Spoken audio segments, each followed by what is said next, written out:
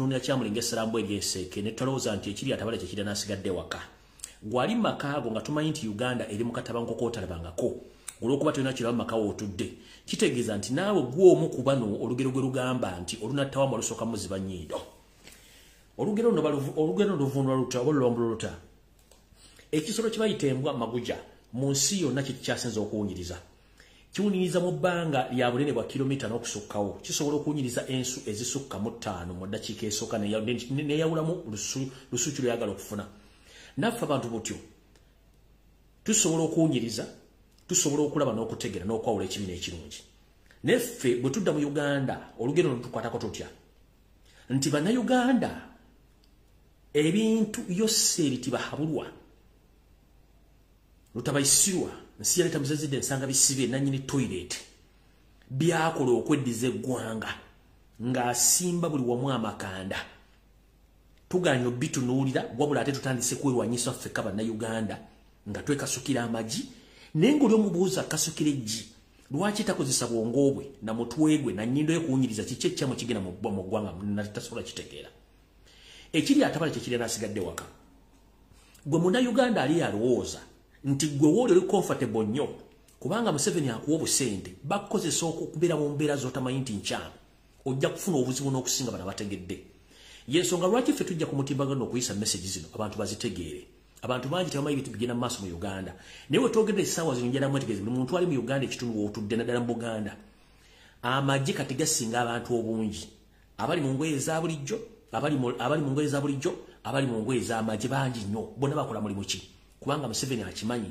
ensi yavuba badda mu ngalo neffe bannayuganda batakyasobola kuwunyiriza wadde okutegeera okumanya nti ensi eri mu katabanguko kyobula nti bano abasajja bayinza otufutubbalako ebyaddala bayinza otufutubbalako singa tetusituka kubanga muganya okuwunyiriza obuzibu obulengedde eggwanga Uganda muganya okwetegereza ensonga ezigenda mu ggwanga mu Uganda buli omu yeesudde gwe naggamba naye ngamba bwe nti omuntu tolumwa nnyo singa oba otegedde ensonga okusinga oyo yatategedde ensonga ne zimugwako bukwi alumwa nnyo n'okusinga omuntu omulala yenna so nno butyo saagala bamalira budde kikabadde akaloozo kaleero kiragenda ku kigula lugi kyaleero ndyoke nfundikire ngende ku information eyandeese ekigula lugi kyaleero nkiweereza mwenna abanyumirwa akanyumiro kanako ekigula lugi kansubire nti muli bulungi mukibeerako gye musinziire gye mutuusaako engalo wepona gye mukinsinziire okulera vidiyo eno alright ekigula lugi kyaleero ngenda kijja mu kanyumiro akagamba nti bw'olaba embwa egobowa ekiwempe munnange gwe eyeetisse eddiba oyita wala nnyo embwa bwe begobowa ekiwempe manya nti gwe yeetisse eddiba oyina kuyita wala nnyo era nano olulinga lugero naye ate nga ebintu bino tubiyita mu bulungi mu mbeera eya bulijjo embwa nga bwe mbagambye wali mu kalowoozo ka leero embwa eno bw'ogisanga ezanyisa eddiba eba eryagalako okulyako kyakulya naye bw'olaba ng'embwa etuuse mu mbeera ng'egobowa ekiwempe yeetisse ekiwempe kati gwe yeetisse eddiba oyina kuyita wala kino kigira ku kyemba nnyonnyola gwe munnayuganda akyali agawumbidde nga tukkubira emiranga bulijjo egikungula negitakungula mweberere muganya okwebereramu embeera egenda maaso mu ggwanga ejja kumala kutukako lyo tuketegeere bw'obanga nzija nekuba emiranga egitakungula naye mbagamba buli muntu ali mu Uganda ng'olina obusente bw'obuswazi naye ng'obadde obutadde mu bizinesi sooka obugyemu bw'oba olina ekirowoozo ekiddukanya bizinesi mu Uganda tosooka kukola bizinesi sooka ensimbi zo weka oziteeka naye muganya okuwulira butyo minisita w'ebyensimbi Matiya Kashayija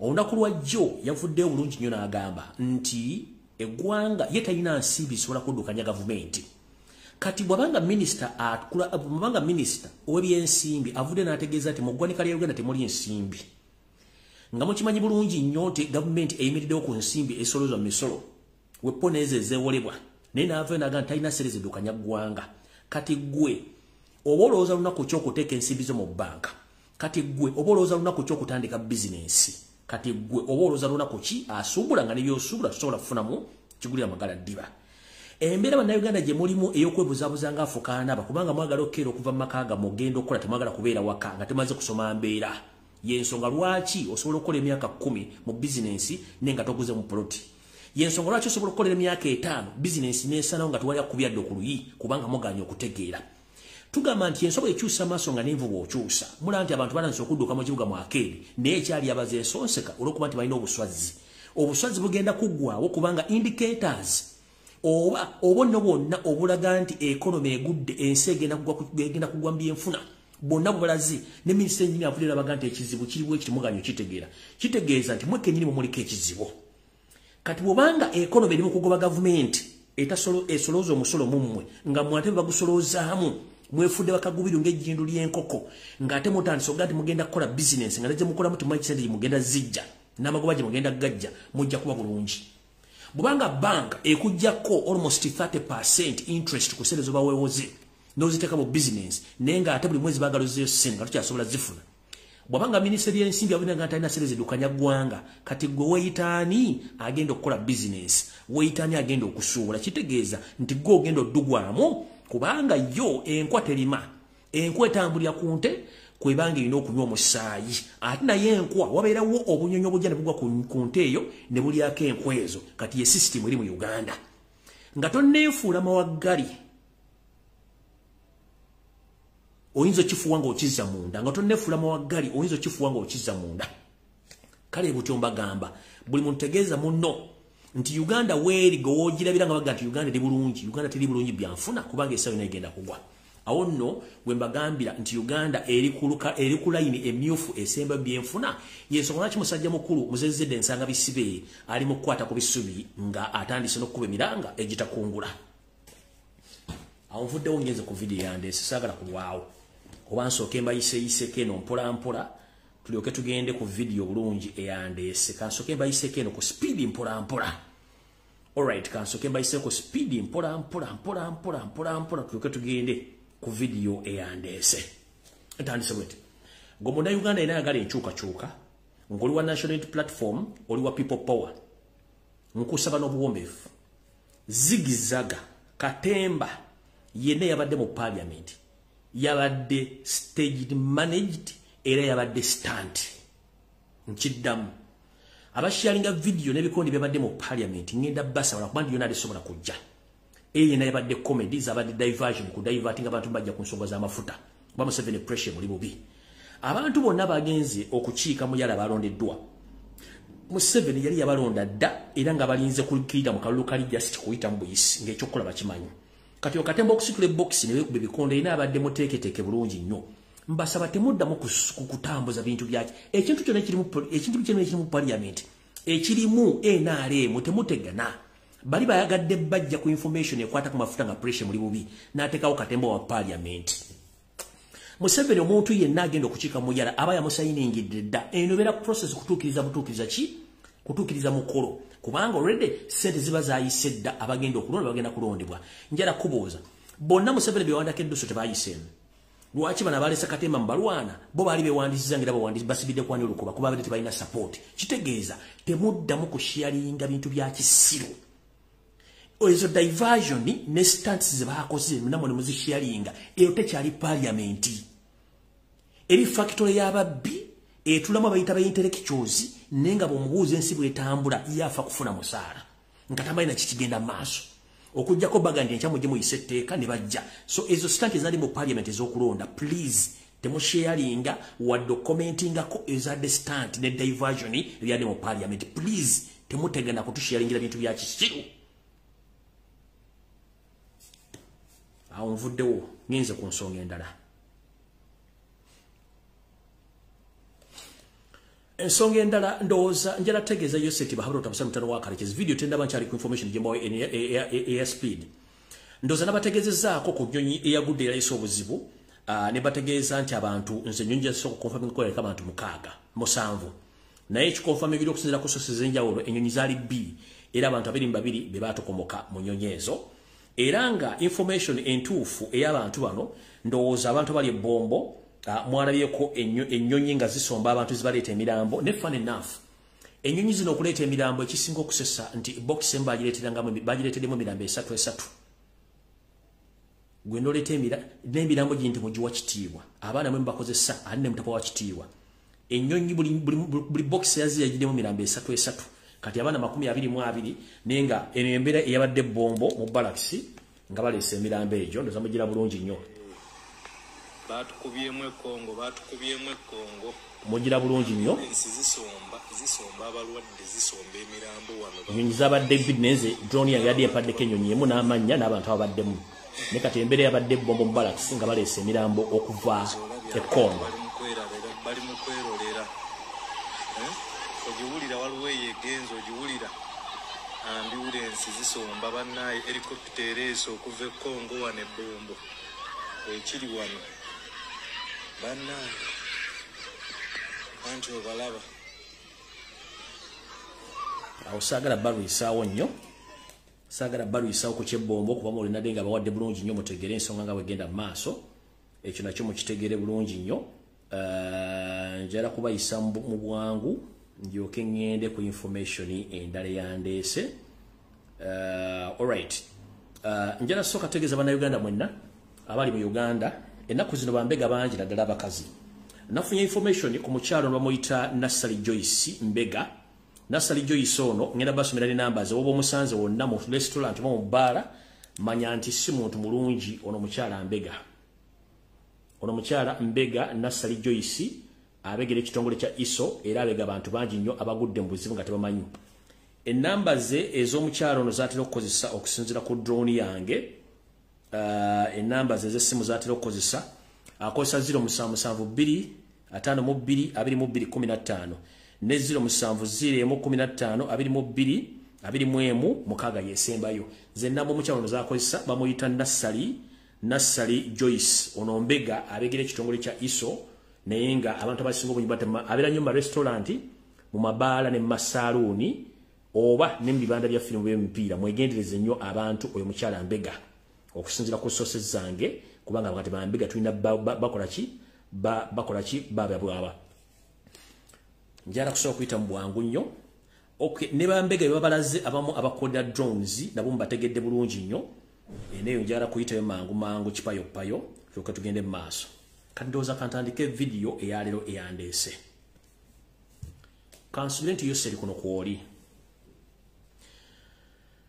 kitalo nnyo eggwanga lya firifuuse ekisekererwa tugamba nti seruka mamayute bw'olaba kutte kulirye nga awoloma ng'omanya nti alumiddwa amukulu yoseri tebahabula tabisire mutano wa kalinye nsere tamuzezedde ensanga bisiganya nyine toilet bambi pain obulumi tubulaba tulaba obulumi obuli naye tugamba nti ojja kuba bulungi tofaayo olw'ensonga nti nagamba Uganda eringa mukazi ku buli stage awomerako nalunyonyola olugero ne balunyonyola buli bunategera omukazi ku buli stage awomerako kati ne Uganda butyo bweri ebyo bugagga Uganda biri mu ttaka bingi nnyo biri mwaka bbako kawugiro ebyo bugagga Uganda byerina mwaka bbako tampeko y'amazzi ku nnyanja kati mujja kulumwa nnyo emitima ate mufe nga mulaba Uganda egenda balekawo kubanga Uganda egenda kubeerawo nga muvuddewo kati mukulu yose wavudde n'ogamba nti European Union teyina mugaso era tebana kye basobola kukola ne plan yo y'amafuta egenda maaso nga bwe wagiplaninga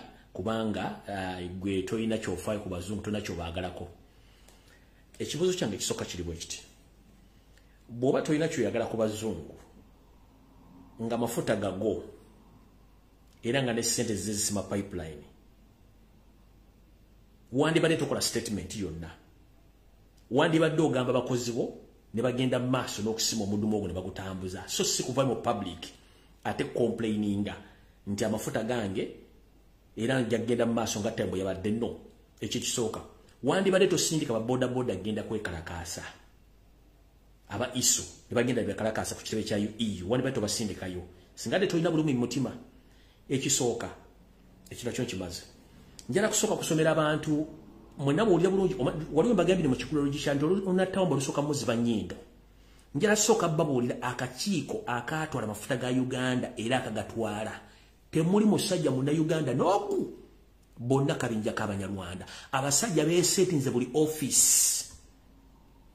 office bagisetinzemu Omunyarwanda atwala kyatwala Bannayuganda bana babatadde ebbali wuliriza amannya nga sindagenda ku drama w'abana abasajja kano ke kakiiko akakulira petroleum ne oil gas mu Uganda era ne meeting yatuula asookera ddala ye the executive director bamuyita Ernest NT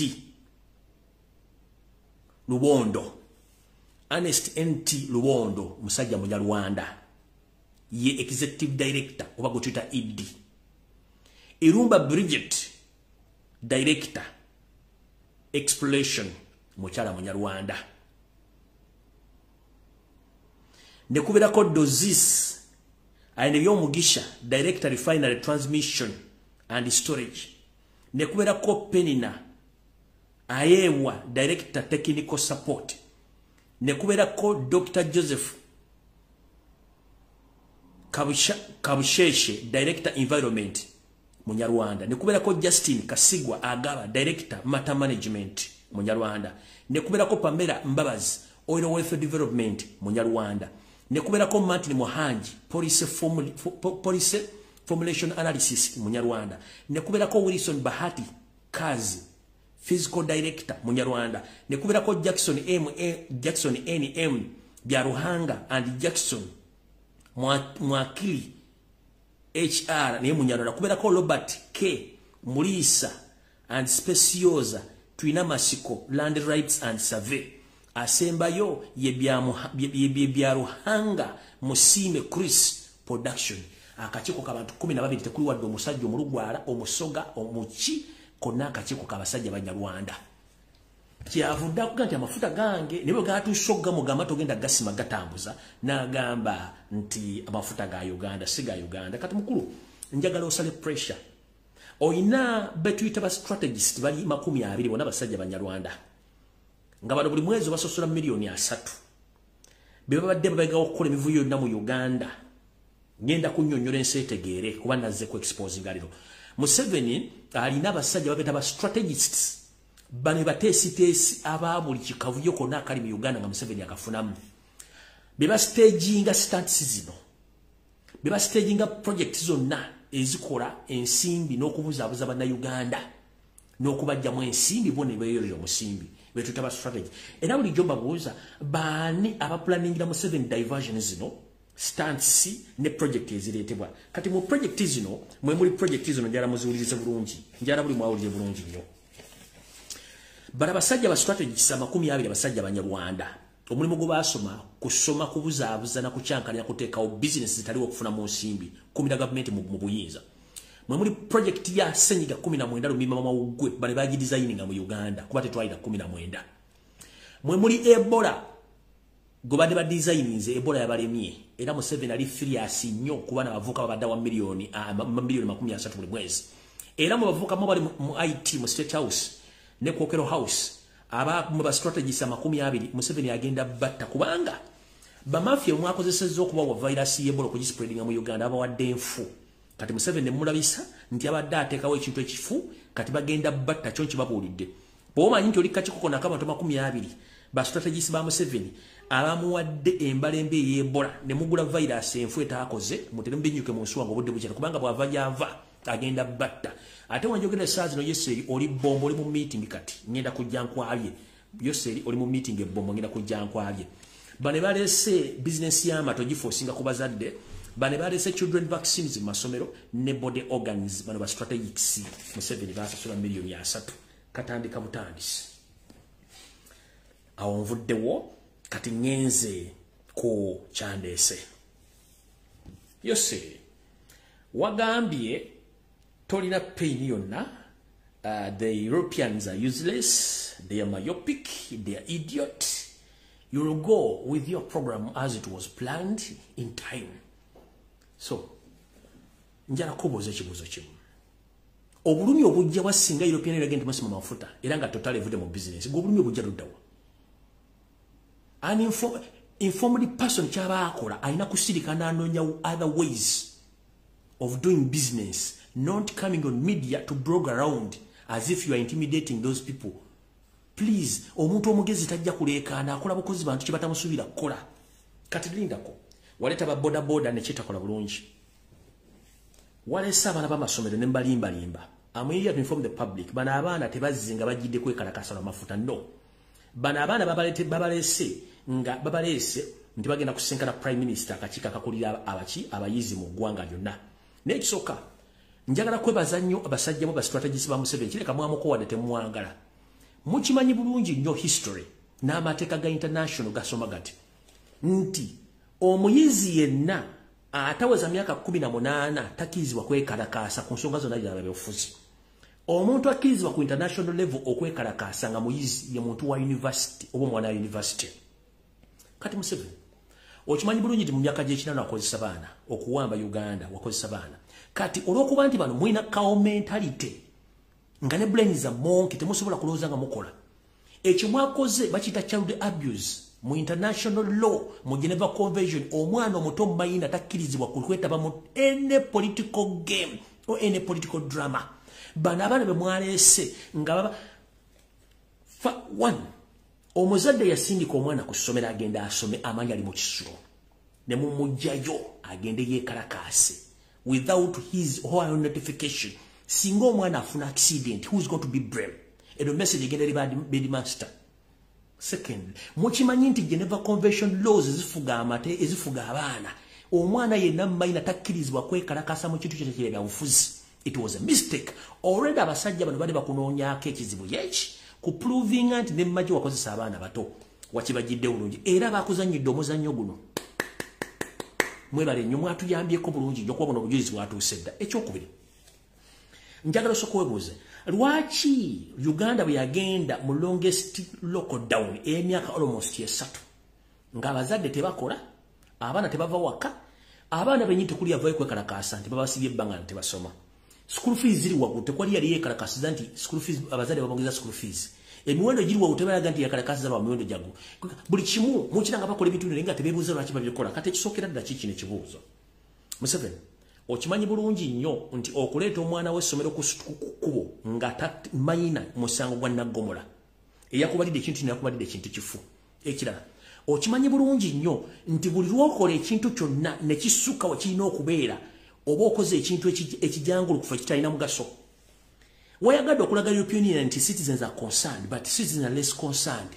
Wasindise TV yo BBS refiner egenda ekola survey ku ground ku bantu ebibiri babuuziza tekulya supporting nze kintu kyo bonna bagambye ne babigalawo tetuyina benefits ezifuna mu mafuta. Ekyo kyakulaze nti abantu bali less concerned. One ogamba nti owangula akalongo mu kulembeze lwaki tewasobodde kusindikawo baminisita bo ne beekalakaasa ne tumanya lwaki parliament y'abanyampi bonna bali mu parliament si wasindise okwekalakaasa ne tumanya abakulonda abajje kolongo olayira lwaki si bazze okwekalakaasa n'osindikayo banda kubanga nabo bakimanyi nti tobera nko president wa Uganda era tiyakumanyi.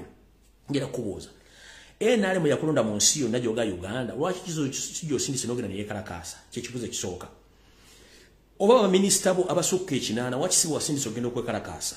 Oba lwaki parliament yennyini eyisa amateeka si yawandisa official document nga yeemulugunya ku ndagaano ze yakola eziri fake nga egamba European nti mwakoze kikyamu. Lwaki naye osindika ba innocent kids oba children abatalina kye bamanye nga n'omwana omba omukwa n'ombuuza ekigambo ECOP akinnyonnyola bulungi tasobola kinnyonnyola n'ositula abasajja abanyarwanda abakulu batandike okugamba abaana bano boogere bige bitategeerekeka.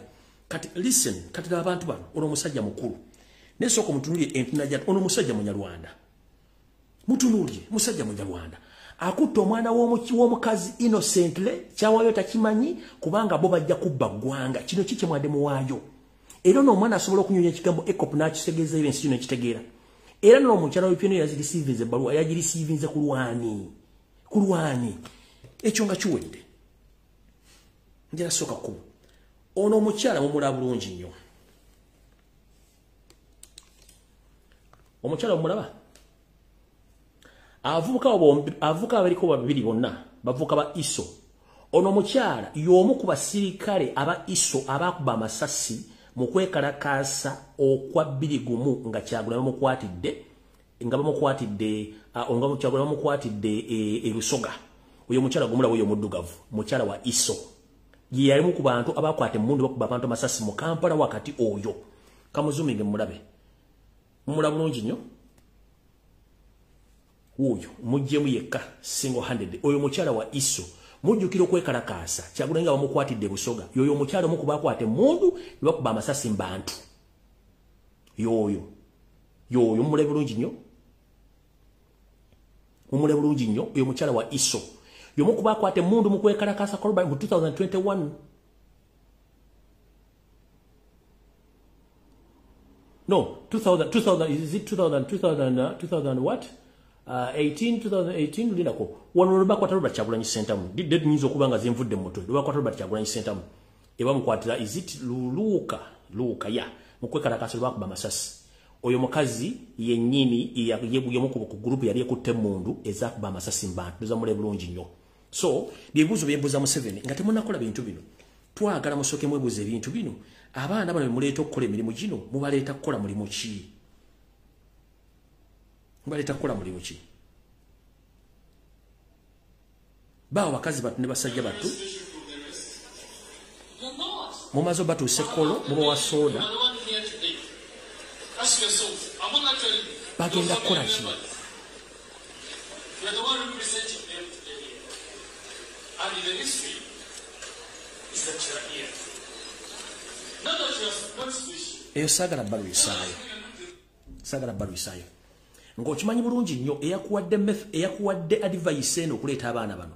Njala ombuli TV ki eyasanyukidde ekintu kyo mu Uganda. Bamwe namuli naye yakyogedde ku nakikompulinga ngo akyadde kituufu. Kubanga it was a huge mistake kimwakoze. Toyinza kuddira ba minors nobatolo ku demonstrating mu nsonga nga tebamanyi wadde political issue niye mu mateeka tekikkirizibwa. That is child abuse. Ngabo okozesa abaana mu nsiko mu ntalo lw'ekinaana okitegedde. Kanjala kutegeeza nti ensi bwe banga yaganye buli kimu kiba kiganye. Ensonga sigenda gira okubanja bategeezezza nti yakoze ensobi ate alinga wagira ffe. Era abamuwadde abagezi mu strategies bakoze ensobi kuba bawagira ffe. Ekyo mu 7 takimanyi. Kadoze ekyo nga nkimaze njagala genda ku information entuufu eyandeese. Omwami ono mulabye ebbaluwa ebadde etambula ku mitimbagano nga basabira family emu ensimbi. Yono omwami gwe mulaba bamusabidde ensimbi mu balina obuzibu mu byensimbi. Wuuyo mumula bulungi nnyo nti balina obuzibu mu byensimbi. Ebbaluwa emugire bulungi nnyo. Omwami oyo bw'omu ku Luganda lwa Janet era naye musajja Munyarwanda. Musajja Munyarwanda bamuyita Godfrey Rugajura. Ono y'omu ku baana ba Rugajura nga era kazini ewa Janet Kataha Museveni. Kyovula nti ebbaluwa neyo yangu y'okujja neetuuka babawe ensimbi basobole okuva mu byaki basobole okuva mu bizibu. Kati gwe munda Uganda ali yaseka nga n'ebyokola tobimanyi.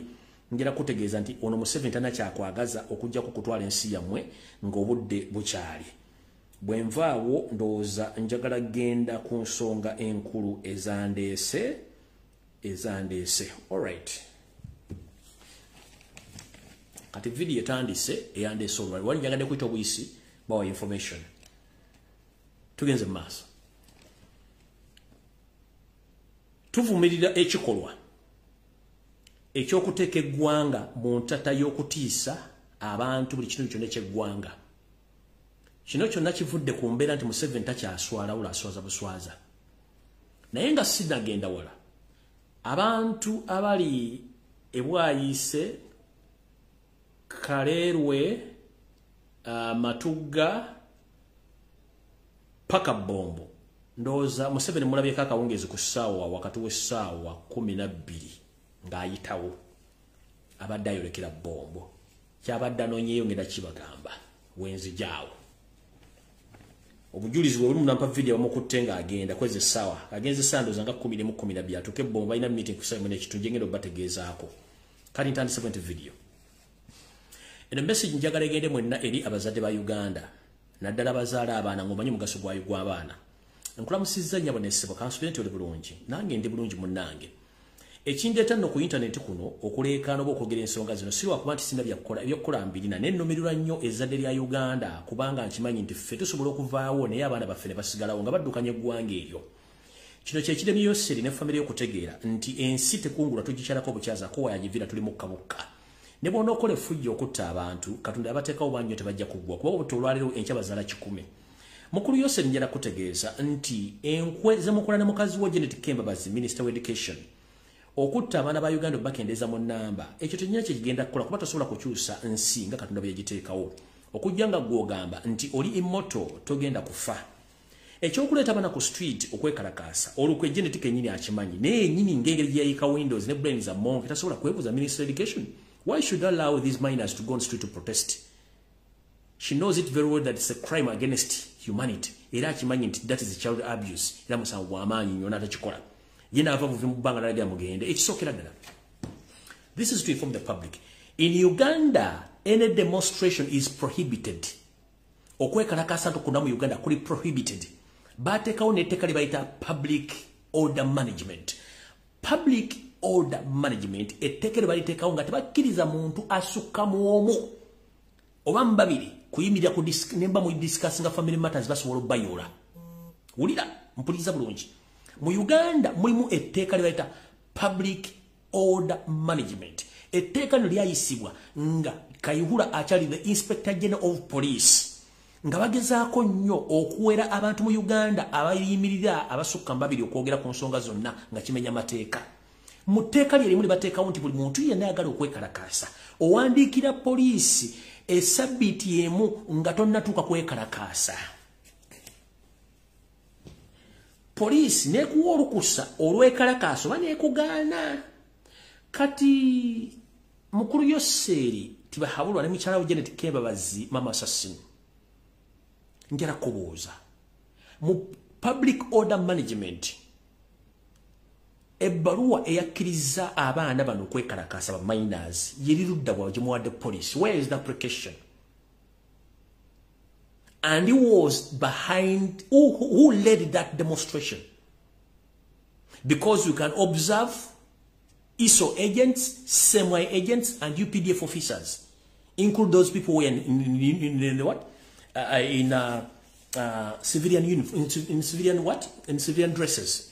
So, who gave these kids an order to demonstrate in Kampala? Because we have a law which was established during the Kayihura's regime, the public order management, that if you are to demonstrate, you need to inform the police 1 week before. So, where is the letter, or where the letter which authorized those kids to demonstrate? And why is it that all those kids were protected by police and the army in the first place?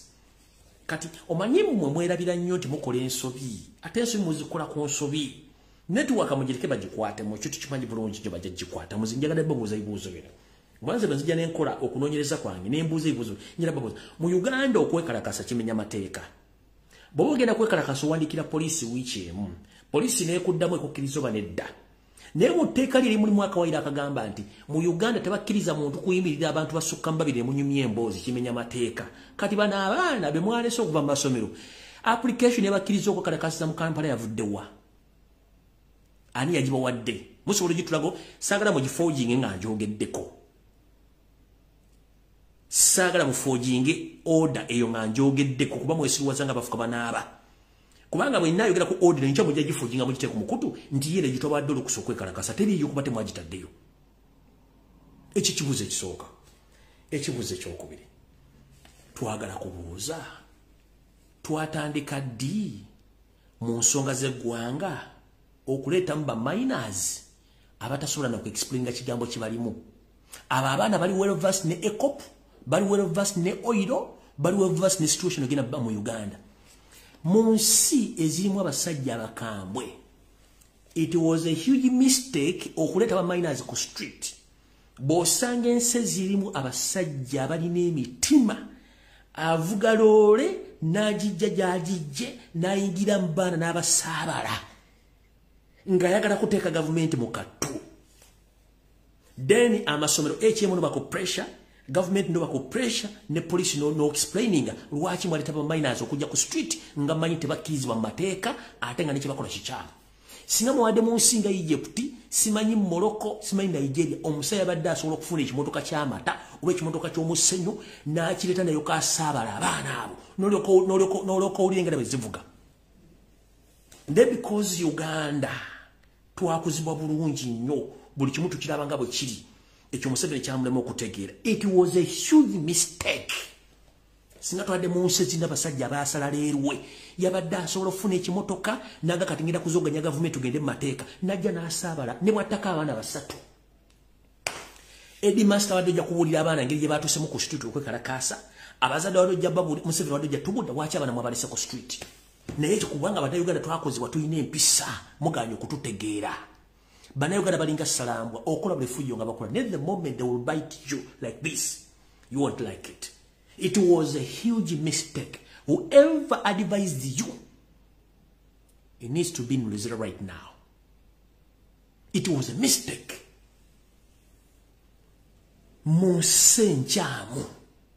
Omusajja akwate motoka nagamba oke mwalesa abaana katika mbalinye n'abafotola bonna ne bataka abaana basatu ng'ekimotoka kiwoli muwabi n'olyoka oli omusago bagubateekako nti mwassa abaana ninga it was a mistake kubanga mulina mentality temusobola kutegeera nakukola calculations soka weebuuze ette international law isoma litya kuba minors soka weebuuze abaana bano bazadde babasasudde school fees bali mbisulo bakola ki ku street soka weebuuze bukyanga lubanga lwa mindi bali bakiriziddwa ddi okwekalakaasa mu bintu by'obufuzi tulina ba MP tulina ba minister mulina ba NRA wabalonda waki tebagenze kwekalakaasa ate kati let me tell you this temuddamu okukola demonstration yini ekwatagana ku pipeline kuba kigenda kufuuka irrelevant kigenda kiruzinze meaning the extent wasoseba boda ba ISO nekitakola meaning wasindisirwa minor. So what is next? Ogenda sindika generating ali bwerere nti atiisa abantu tugenda byanjawulo ku bakazi abalala obagwe mzezedde ensanga bisibe ogenda twala obulima wabo bulage public nti nawe oli wakabi tekyali kuba ne bono sindika ba NRA members it doesn't make sense ne bono sindika ba ministers it's not going to make sense. Now it is relevant tekikyalina mugaso kiruzinze meaning kituva tuga nti tukola ekintu nga tolina bakuwabula kubanga gwe lutabayisirwa gwe tibahabulwa kiba kitegeeza oluzinze meaning tokyalina kyosobola kuwulira gwanga buli kintu kikuva mu ngalo ne bona osindikaani kati demonstrate kiri use tekikyakola meaning the moment you send those kids on street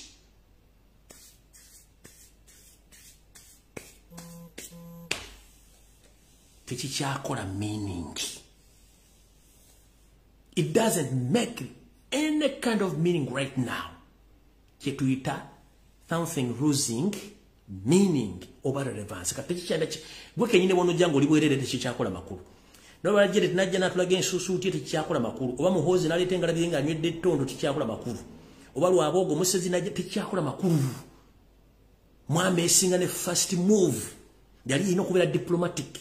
Mulugwa mwina kaumenta te musindika ba border. Who are the border men? ISO agents. Baina chichi bamanyi chichi. Ekop bachimanyi no. Osindise bana ba minors who can't even explain the meaning of ekop. Na bote baina kati. What is omulalo mu kitegeza bategera baweddeyo. Musebe twindo luganda nti what is omulalo mu kitegeza bategera baweddeyo. The moment you order the border guys to come to demonstrate on EU offices, that means you don't have anyone who can support your project. The moment you order those kids to come on street, politicians and indigenous Uganda, they don't support you anymore. So ina kabina mubezi kakana sana presa mzee. Ngacha ngwe wagende ogena gasimi ogena gasombera mbidomora ne olwada kugambi bwate. Ne bwono zine emirundi ya abiri tegagenda kusimibwa. Nege bagendo simagaluwa. Kubanga nchimanya amafuta gebinyoro 80% bagatunda damo crude. Nemba gamba bet mulindeko toto egenda kujjegula ku Uganda omusango nga sente ziri mu billions of money kubanga bajja tuko okusima mafuta nga mutaka tegali bagatunda da oil bamutunda da crude nga taliyo. Reason being bana basajja balina cow mentality njala kubuza ekibuzo kyo mu 7 awundude obunyosi nagenda. If you really love Uganda and you love Ugandans, you took a lot of innocent Ugandans who went in India and other countries to study oil production and oil management. Where are they? The only people we see in the management, these are Banyarwanda. Where are the indigenous Ugandans? Balagawa.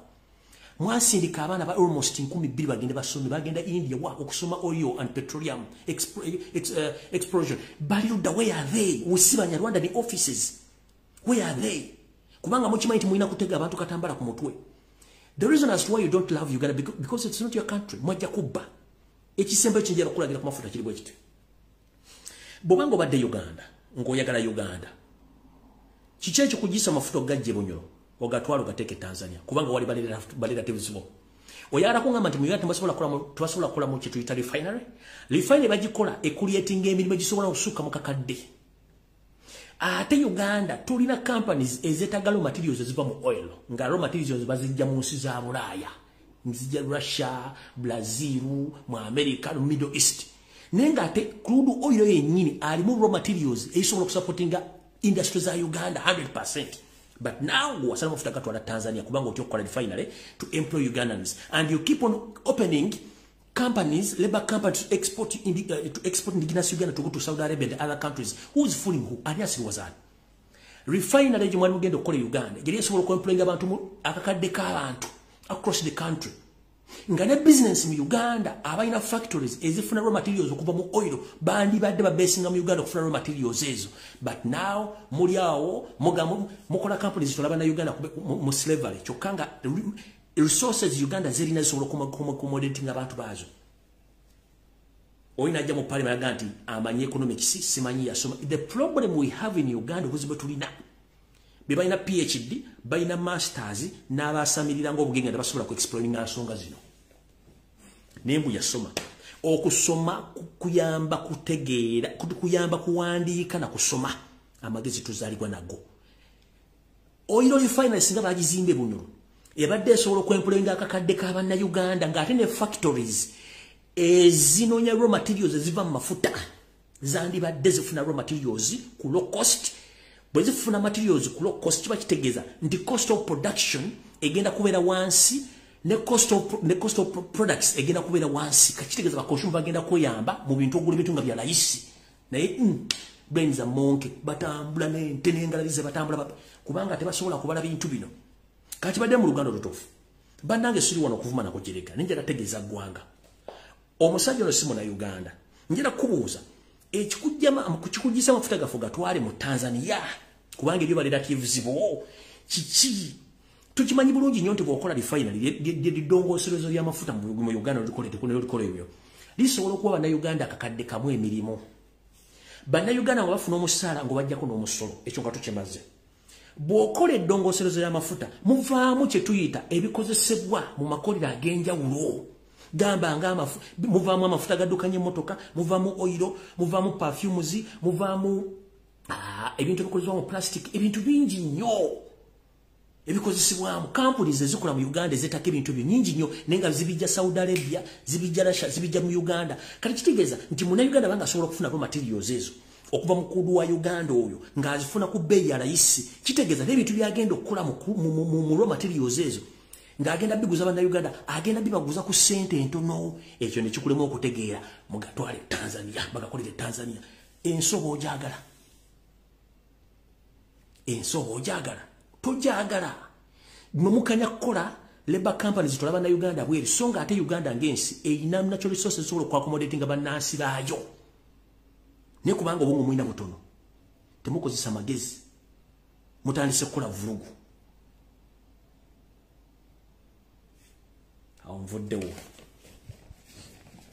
munsonyiwa okulwawo ka njagadde kubasomesaako buli muntu ategeere ebibala ebiri mu mafuta ga Uganda singa badde bagakozeseza bulungi nga abantu baleese bya kisiru. Raw materials bye bintu ebiva mu mafuta muli ebitali petrol oba diesel mulimu ebintu bingi nnyo ebivaamu naye nga amakolero ga Uganda gabyetaaga okukola ebintu ebikozesebwa mu bulamu bwa bulijjo. Nenga tubijja bunayira ku ssente empya n'enkadde so nga tesobola tubadde ku ssente entono nga bikolwa mu factory ate nga tufuna ku ssente entono tebasobola kitegeera bali awo empty head ngenze maaso. Alright, abazadde mwenna mu Uganda batumiddeko mujje balako gye mutuusa kansomenti muli bulungi ngenda no kipayopayo kubondo obudde ndabontwala nabategeeza lunaku luli gye muvudde katono nti amata ga Uganda Kenya yagagoba ng'emaze ogeekingira galimu ebiragalalagala. Njala tegeeza Bannayuganda nti bannange mwebereremu nti musajja Museveni banne balina ekigendo ekyokukendeeza enamba y'abaana Bannayuganda nga bayita mu kubawa amata agalimu chemicals. Naye amata gano bo kennyini tebaganywa. Museveni ne family ze tebanywa mata gano agaawe.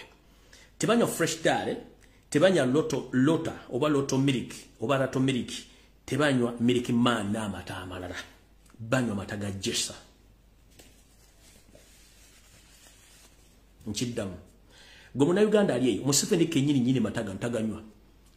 Tebanywa fresh dairy, tebanywa lato, tebanywa milk man, banywa Jessa kubanga bakimenti company ya Jessa eri restricted tekozesa chemicals.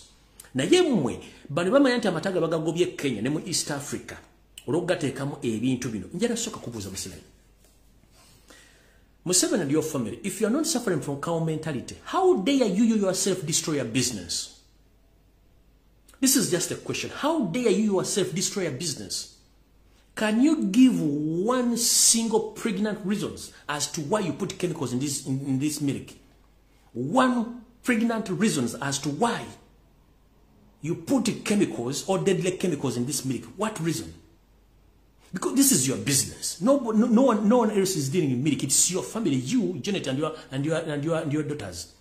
Why do you put chemicals in milk? And this is your business. What is the reason as to why you do this? Lwaki muchikola? Zino business zangu njera kubabuuza. Business zangu ate lwaki muziteekamu, lwaki mulira business emudduka ne muziteekamu ate obutwa nga mwagala ssente. Mvuge mmotoka yange njagala nevuga bulungi. Ate nkutte ntaddemu amazzi nga taddemu munyonga ye mu radiator mantegira bulungi. Mbuuza, oyina mmotoka yo giguze mu bondi, mmotoka mpya. Naye atodde radiator gitaddemu amazzi nengo gatabuddemu omunyo bootegeera lunaku ki kyembuuza. What kind of nonsense is this? You are selling milk, you are owning huge number of cattle across the country. But the milk production you get and you mix milk, you mix chemicals in that milk. And you think you're going to get the market. As you speak right now, one of your big surprises in the western side of Uganda, she died of pressure because the market is low. Omukyalo omuyita Jovia. Yafudde tumwambikidde eggwanga. Jovia yafudde pressure nti amata gaagudde akatale. Omukyalo nabadde abeera mu mbala ng'alina y'omu ku basapulayi abasinga obungi. Ng'era buli mwezi alipotinga biliyoni emu wa Museveni y'ensimbi mu kutunda amata gano. Agava ku famuzi zonna. Omukyalo Jovia bamuziise last week after yafunye pressure nga consumption ng'egudde wansi 60% ku matagi badde batunda mu Uganda nga abantu amata bagazize. Kati njala tegeeza bana Uganda. Ayagala obulamu va ku matagi bayita fresh dairy, va ku lato milk, va ku milk man n'amata amala. Amata amatuufu mu Uganda bakayita jessa. Kuba ne Museveni ganywa ne family zaabwe zibinywa. Naye batukagana njera kubuuza bubanga nzirukanya business ate lwaki njiteekamu obutwa. Lwaki era ndeeta amata gano nga forcing ku bazadde oganywa mu masomero kigendera ki? Munga nawe explain ekiga kyata cow mentality. Ente sobola okulya bwe yekuba omukira bwefuka ate bwesala ebyayi bwepama ate bwetambula. Kati n'okuba nti bano abantu they are not managers. These are abalaalo abaali bayoola obusa. So bakyalina kyobula nti Abaganda ne tribes endala zaalunzanga bulunza obuteefaananyiza bisolo bino. Abaganda twafunanga abaana bajja batulindira nti that's why you behave nicely and with our think capacity is beyond yours. Because if twamanya ntino okubira ebisolo kandi tuno okubira ko abimanaging ebalaalo kati mulo kuba mwali mu system yunga buli balaalo ne mulwala embeera z'ente kubanga ente esobola okwekola kyeyagala. That is what I call cow mentality. Temusobola kulowooza nga musooka okukola, musooka kukola ne mulyoka mujjusa oluvannyuma nga mukoze. Nyina kubuuza ng'omuntu otunda otya amata nga gogatunda n'ogateekamu chemicals ate zitta abantu.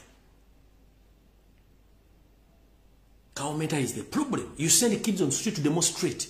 Kati mbategeeza abazadde mwenna. Information yange gye mbawanze njireka buli muno agitwala. Museveni abaforcing okunywa amata gano Janet kubanga baluzinze market across the East Africa after the consumers discovered that this milk is contaminated with a lot of chemicals. Which chemicals are as follow: chlorine and caustic soda. Batekamu chlorine ne caustic soda. Bino chemicals za bulabe nnyo eri obulamu bw'abantu abakulu n'abato. Yensonga lwaki bonywa amata mutandika okusinduukirira emmembe omeme okuwandula amalusu okugwamu amaanyi n'okuba nti bwe munywa amata gano mugafumba gabeeramu ebisejja bingi nnyo nga gukutte mu sefuliya. Kino nno mujja kikolera ebbanga mujja kutandika okulwala kansa n'abaana bwe batandika obbafa nga temumanyi lwaki bafa kubanga amata ge babawa mafu nnyo. Era mbategeeza nti supply omu ku b'amaanyi gwe bali bayita Jovia mu kitundu eky'embala omukyalo ono yafudde oluvannyuma lwa pressure mukuba ng'amata gagudde ebitundu 6 ku buli 10 nga talina sente zagenda sasula yoseeri olw'okuba nti amata abantu bagaganya okuganywa. So I confirm to you, please Ugandans, avoid taking fresh dairy, lato milk and milk man. This milk is containing deadly chemicals. That's why they are forcing people to consume this milk, or they are forcing schools to force parents to pay for that milk because this is a willing and a buying situation. Don't force someone to consume your dirty milk. Mukitegedde bulungi nnyo. Kati wano wengendedde ku video eyandeese. Malina okunywa ku mazzi.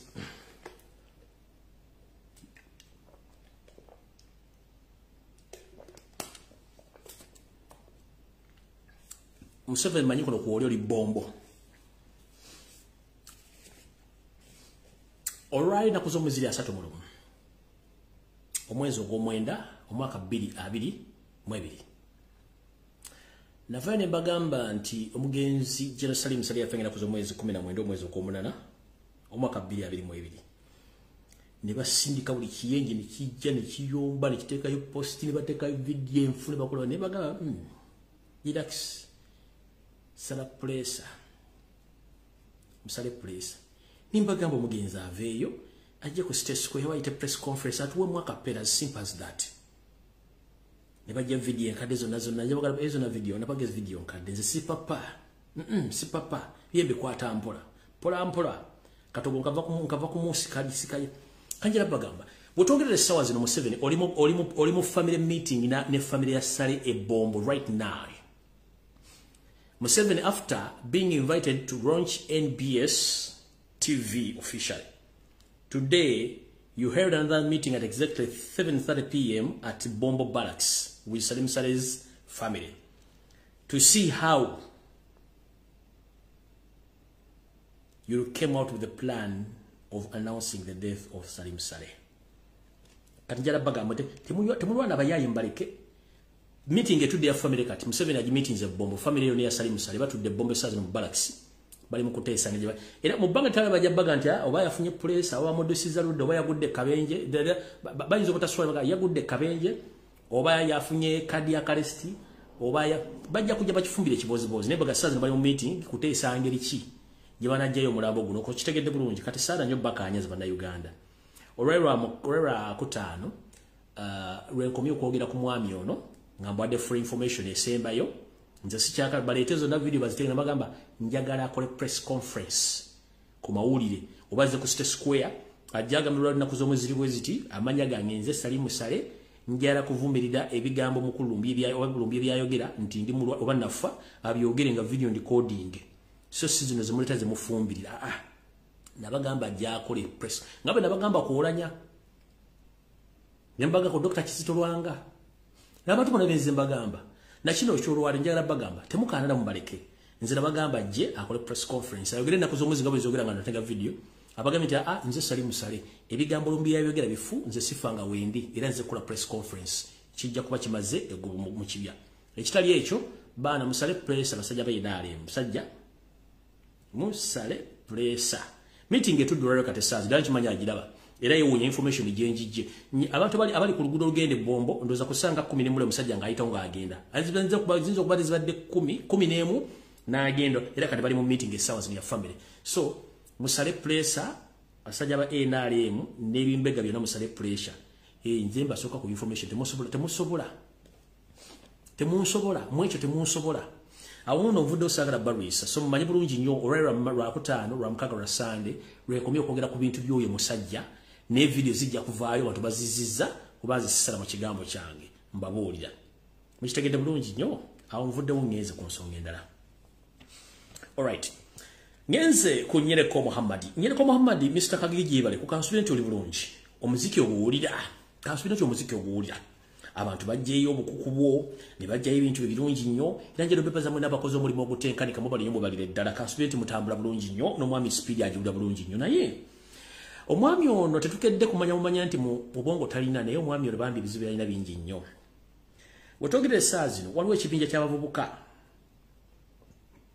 abamuggulako omusango nnaggomologo okubafera ensimbi ez'okubakolera visa ng'omusango baguwaaba ku poliisi ey'akatwe era ne gutwalibwa ku kooti emakindye olw'okuba nti ono state agent omusango ganya okuyingira mu kooti ogusoma okooti kira kabaganya oguwa balamuzi bagusome olw'ensonga nti omwami yasibiza abaana bano bafunira visa zibatwala mu America, Canada ne Germany naye baspendize emyezi n'emyezi nga balinda omwami ono nga aganye kubawa ssente zaabwe.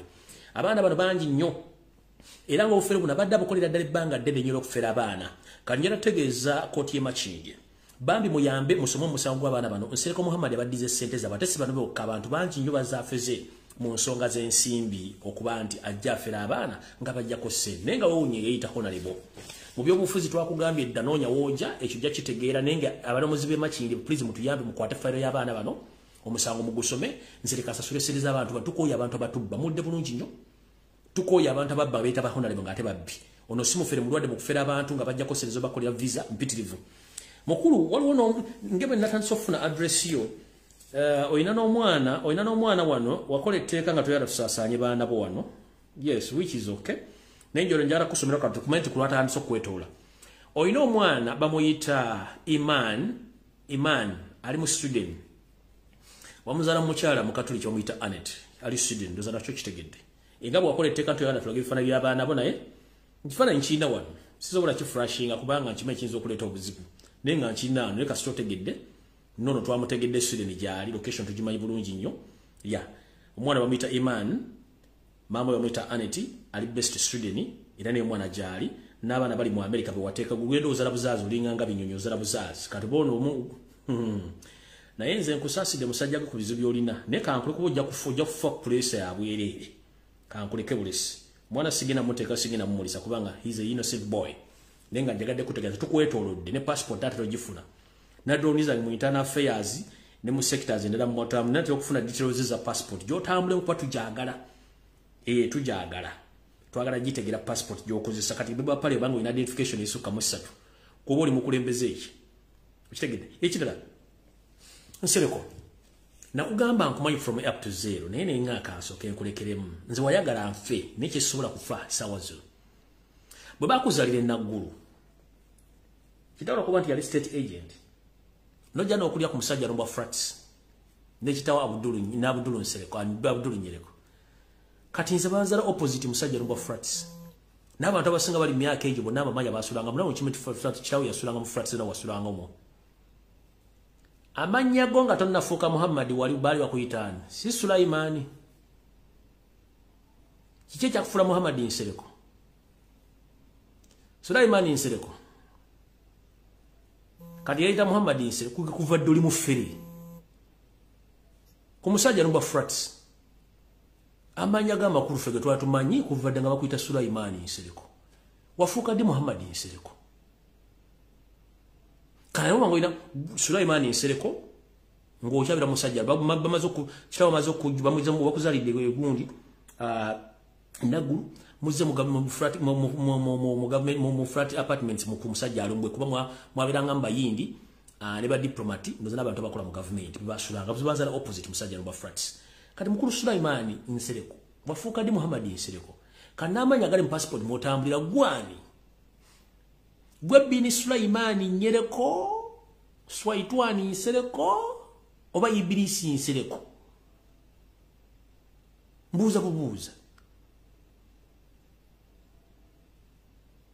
kuba otusobodde tumanya identification y'ontuufu otutawanya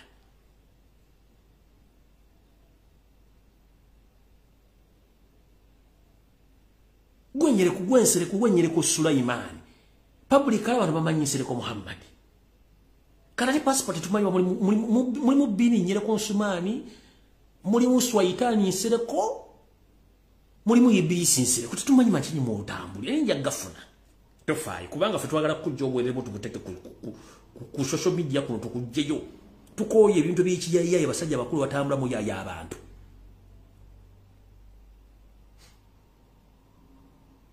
atenge bujjako tugenda tandi kutugenda kuwa obuyinza nga gwe fisheries officer kuleke Victoria tubuli kyenyanja kye kikufaanana nga gwo managing ebyenyanja tubuli ekika ky'ebyenyanja bikyeri mu mazzi kati Ibilisi Nsereko mukulu wetereze abasiramu mwenna bamasheka ekintu kibayita Ibilisi mu kimanyi kati yoyo omwami kati amanya agali mu passport gye tunonye waye Ibilisi Nsereko oba ye Swaitwani Nsereko oba ye Bini Asumani Nsereko we doesn't know nenga original ye Sumani Nsereko gemanya ge bamutuma kitege ya mutuma nga acha mufraza musajja rufofe nzira kumusajja mbo opposite nga wali wansi mbuchika dongola mu kisenyo twasambiranga kapito tenanga ku kasawa wali wansi wado takubiranga usema ku kubayitanga ku chika susungu nga natuka mugenzi sambwa katonzo ganti sikumanyi nkumanyi fudibu dwa kwati kati ngena zijje memories nzijukira so mukulu wetereze okitegedde bulungi wetereze vako kyagulanyi vako nupu kule mivuyo gyobuya ino bufere fera bakazi bo fera abantu bo babantu bo ne abana bwajja kusereza visa zizeyo oli MP ne ate MP omufere oli de mukulu amvudo sigena kulwawo all right ngenza ku information ino budenga budduka yose litiba habura tabasira mutano wakati jinsira mzezede nsanga bisibe ne mutabani mu muhozi kanyirugaba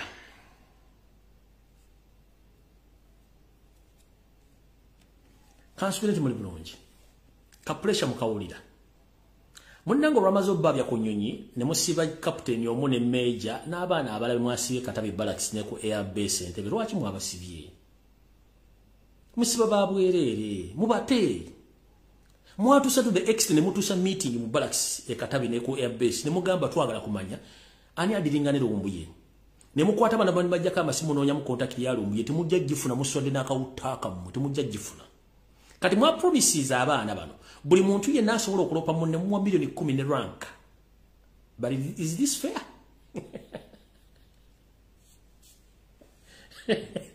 gwe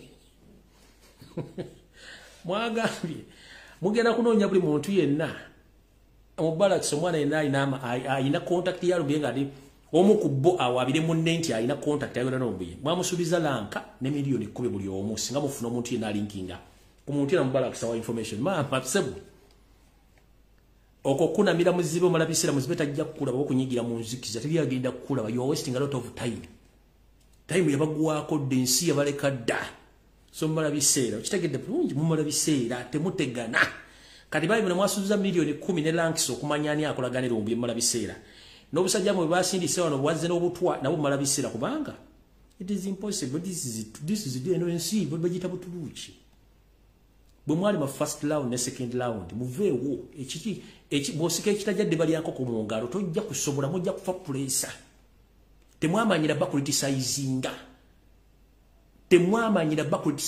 that's why you bribe each and every person who comes on social media to expose you but for us we are non-buyable you can't buy my head sisobola kutambuza mukono mukakuwampa descent remember when someone bribes you need to work according to his orders and conditions. I can't use my head on someone's conditions. No.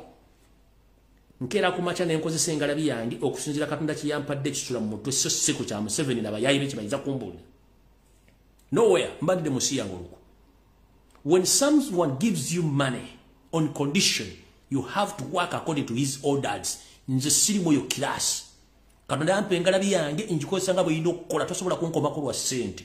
No, a big no. Sisobola kulya seleza mwe, sisobola bakoli okolya stand. Mfane banzika. Okolya stand mfane banzika. Tujja sigala batono nga bangi mugenze, ne mujja kumala muswadde mukitegedde bulungi nnyo. Kozesa obwongo bwo, kozesa omutwego. Kitegedde bulungi nnyo. Abasajja abawadde ensi mwogera Lufaransa mudde bajja kubalya mwenne ekiri atabache kirana asigadde waka.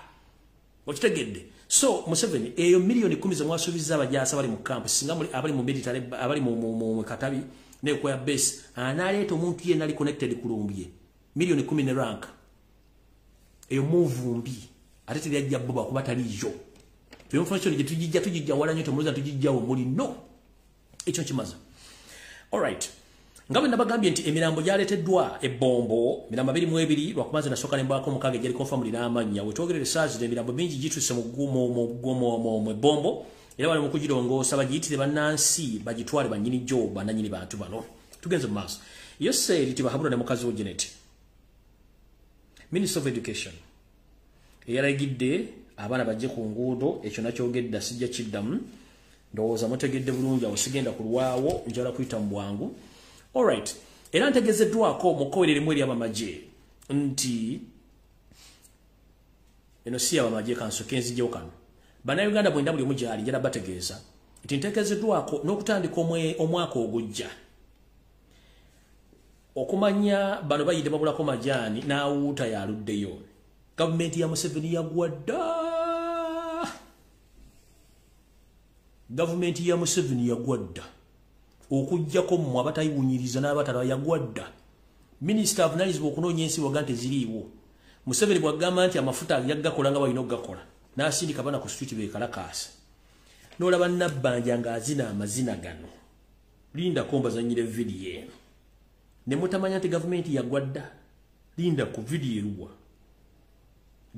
wait a minute video eruwa njala kulaba no mukazi nga bazinamu mazina mujoke mba nti gavumenti yagwadda you were you Nabbanja where are you kibanga nakusanguddemu okay nemba nakusanguddemu okay ne omulenga azina amazina njoke ngire ku video yandeese video nyizo kuba najijemu okay kangire ku bilala video nyizo kuba najijemu all right anjala tegeza bana Uganda mwenna nti waliwo omusolo omupya ogenda okuleetebwa gubayita VAT nga guno ogenda kuba gutagetinga abantu mwenda bakozesa enku mu Uganda ba firewood users most especially bana betuyita aba bajita batino jetuyita industrial catering mwenna abakola mu industrial catering mugenda ku face abakola mu industrial catering nga mukozesa enku za mutandika okukozesa okutandika n'omwaka ogya mugenda sasulira VAT muno abakola mu industrial catering kitege industrial catering be bantu abadiringa mu kufumba nenga bafumbira abantu abangi hotel tele mu industrial catering no mu industrial catering mulimu amasomero amakomera amalwaliro nezipate nene ekyetuita industrial catering mukitegede bulungi hotel terimu no ne industrial catering bibantu bafumbe emmere mu bungi nenga bagifumbira institutions nazo nga zina abantu bangi bwe muli amakomera omuli amasomero omuli amalwaliro n'omuli zi company kati betuyita ba industrial bwe betuyita that's what we call industrial catering tuza mu kitegede omanyi ala mbabuli ebintu n'ebivuna mu Uganda bitegera bulungi nnyo kati okutandika n'omwaka ogujja yosera okuba talina nsimbi asazewo nti zino company ezikozesa enku nyingi bagenda tandika ozisasuza VAT ku nku ze bagenda okukozesa muno mwe muli amasomero factories amalwaliro n'amakomera n'amakampuni agakozesa enku mu kufumba ebintu byazo okubituusa ku bantu obirya kati mwana mulenzi omukyala mukulu oyina essomero ng'okozesa enku weetega kusasula omusolo gwa value added tax ku nkuzo gyoba oziguze ow'amasomero weetegeke okusasula value added tax ku nku factories n'amalwaliro wepo n'amakomera ogw'omusolo gujja do you copy that mukitegedde gavumenti yagwadda ndoza muludde obulowezi kubeera bajja kono gwa oxygen nga bapimira oxygen bajja funa oxygen meters nga bazibateeka ku nnyindo ng'omala okusomoka olunaku nga bagasasula omusolo gw'omukka gw'ossizza kijja wait mujja kiraba konoza mutegedde bulungi nnyo alright kati ngenze ku UPDF njala otegeeza bana Uganda mwenna nti amagye gaffe aga UPDF gali mu mbeera etasangika baana balenzi ne baana bwala bali mu kkaaba olw'okuba nti bamaze emyaka nga baweereza sitaani naye nga tebafunamu kyakkola abasajja n'abakazi bano tebaweerera baana baabwe emmere tebagirya bweppo ne w'okusula kati okwegika oluba si wangu wetwogerera essaawa zino abasirikale ba UPDF abasinga obungi bagenda mu mwaka bala myezi nga tebafunye ensimbi ate ng'ensimbi zino zeekuusa kuba nti Museveni tazina za basasula nga wetwogera pressure erinnya Museveni nti abasirikale batandise okwekyanga mu barracks bamu nga twagala ensimbi zaffe so nga ne byasindika ku mission e Congo nabo bakabage bakomba yensonga lwaki n'omuvubuka yavudde mu mbeera n'akuba ennyonyi ekikulu n'agisula wansi ng'awulira akooye kati Museveni kyeyasazeewo yagamba nti kasasule abakulu mu magye bo olw'okuba nti basobola omuvaamu nga bebakudumira bali abato basooka okusasula kati Museveni asasula ba officers abakulu mu magye ng'asinzira mu alphabetical order oba ng'asinzira ku ranks kati bano bakulutu abali wansi bo omusala tebafuna nkiddamu Museveni ordered his top army officers or informed them that as we speak right now we don't have money, we are in economic crisis. So he ordered all his UPDF serving army officers to start paying according to alphabetical orders within the ranks, and those with Museveni orders the paymasters in UPDF to pay all serving officers using the alphabetical order, but mainly paying the high-ranking officers. He is trying to exclude the juniors because he doesn't have money to pay them as we speak right now. Mukitegedde bulungi nnyo. Ekyo nga nkimaze. Era njala tutegeeze eggwanga nti abasajja n'abakazi abagenda e Congo kulwana wetwogerera essaawa zino. Omusajja abakulira gwe bayita Major General Mohanga Kayanja. ono nga ye mukulu wa Andrew Mwenda kojja wa Muhoozi Kanyarugaba yakulira abasirikale bonna abali e Congo. Ono agaggawadde olubuta lutakulira muli ng'asinzira ku musimbi gw'abaana abali mu ensiri abali mu emisota n'amasasi agabakubwa Congo. Omukulu ono Meja General Muhanga Kayanja ntegezeddwako nti ensimbi z'abaana bano zonna zalina obbasasula abasasulako bitundu n'abasuubiza eddalo zisasula naye ng'ensimbi z'abaana zino zonna kyazikolamu kugula mataka waabwe n'okuzimba n'okutunya abantu ku ttaka gy'azaalibwa. Ntegezeddwako nti ono aguze amataka okubula okugamala gy'abeera era n'azimba ennyumba gali kwoleka eyajjako ne Museveni enviiri ku mutwe gy'obeera nti akyazina nga alina kiwalata kyereere ng'etudde ku acres 7 zeyasiba ekisaakati n'atuuzaako olubiri lw'ennyumba n'aggala n'amakubo abatuuze ge baali bakozesa okugenda okukima amazzi n'okuvuga emmotoka n'okugenda ku masomero n'agaggala ku orders olw'okuba nti afuna ensimbi ng'azijja ku musayi gw'abaana abali e Congo. So ono mwami Major General Muhanga Kayanja y'omu ku bakoddomi ba Museveni abaali bebamukuba Muhanga Major General Muhanga Kayanja muganda wa Andrew Mwenda nga bano bombi bebakojja ba Muhoozi Kanyarugaba olw'ensonga nti bano bali bannyina ba maama wa Muhoozi eyali azala Muhoozi era kati ensonga lwaki nti ono takoonwako ne Andrew Mwenda takoonwako ne bwabba ensimbi teri amukwatako naye nga bannyinaffe abali Congo abali mu mbeera embi nga basomba golodi n'okutta bannansi ba Congo bali mu mbeera embi naye ng'ono mwami Major General Muhanga Kayanja ensimbi zaabwe ez'omusaala azibawako bitundu. So, brothers and sisters, men especially those who are serving in UPDF forces based in Congo, I'm here to inform you. The reason as to why you are getting half pay salary is that the commander who is based in Congo right now, Major General Muhanga Kayanja, is using your money in his personal use. As we speak right now, he had purchased acres of land and he had constructed a mansion. He fenced almost 70 acres of land and he's busy chasing away local people in the area where he had built that mansion, but on your blood money. So, all serving officers in UPDF, be aware that you are cheated by Major General Muhanga Kayanja, a brother-in-law to Museveni. So, get to know that it's time for action. Get rid of these people who don't care about your life and your family. Noza mutegedde bulungi nnyo. Awo nvuddewo ngenze ku nsonga endala. Ensonga endala yakubabikira kitalo nnyo ddala bannayuganda. Tubadde tukyali gwambuzi kuwalampa muti ate yo ente n'etomera essabo omubadde abasamize era gye tugenza okumalira ng'omusamize adduse nga nena bwe gisimufungize. Luli kibadde kiri mu nkola ya kuyita mu ttaka naye kati kyevuddeyo butereevu kyeyaze. Yoseeri mu refugee camp mwatudde ne ba refugee banne mu Entebbe mu refugee camp Entebbe wepo ne mu refugee camp e Nakasero kuba bano ba refugee. I'm here to inform the entire public that Museveni is not a Ugandan, he's a refugee who seated in a refugee camp in Entebbe and other refugee camp in Nakasero. So these people, the refugees, now they have officially passed a bill of allowing the government and the hospitals to take or to remove body organs of those people who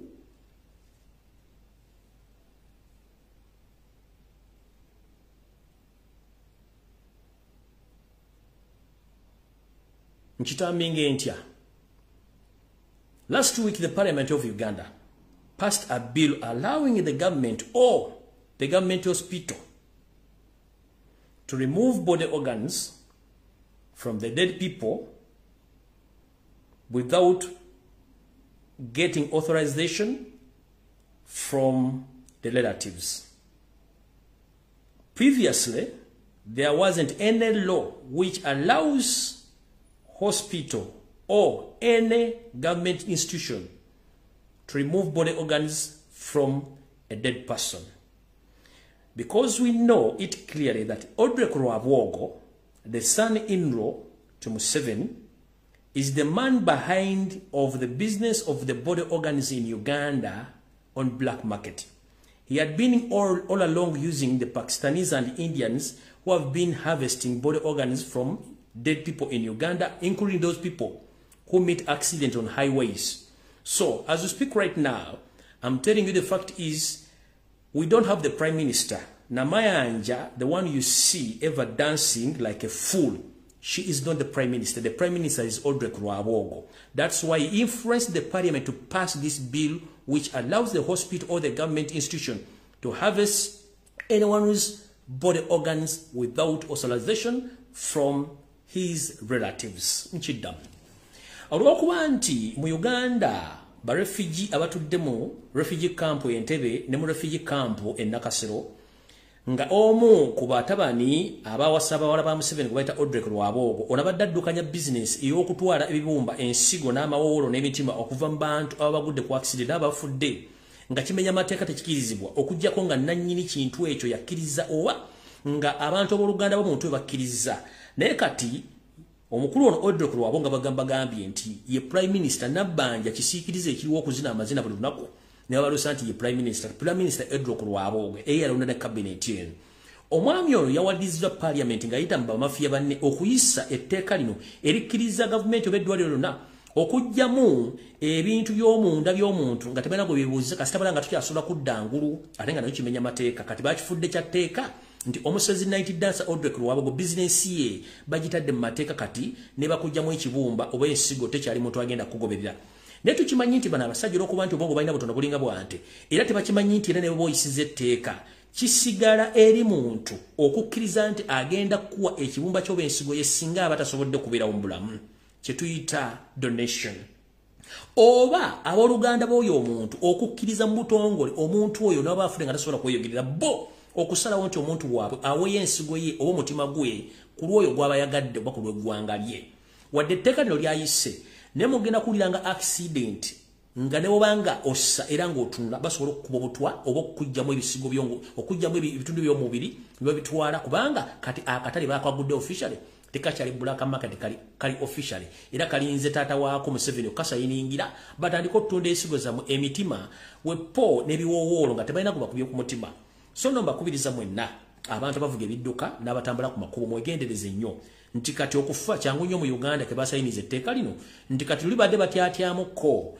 naye kati ne obona ogenze ng'ofunye ka boda kakubye okugulu oyinza obutavaayo emulago singa bakuggyako omusene gumakinga ne kye baagala oyinza obutavaayo kati mbakubiriza omulago otakungula amateeka gano wadde bagayisizza naye kidda ku muntu nnyini mubiri okusalawo eitha ebintu bye baba bimugjamu oba oluganda lwe mukulu Parliament ne bannammwe newankubadde mwakkiriza okuyisa etteeka lino naye tekikakata ku mmwe nti mulina obuyinza oba gavumenti erina obunedda omuntu ng'omuntu yakkiriza nti ebintu byangenda biwa omuntu oyo oba barelatives abo buluganda baga nti tukkiriza omuntu oyo kale ebintu babikozese wadde mwaliyisizza bwe munaalikola kifuula nnenge mwe ne mugaa nti mwayisizza etteeka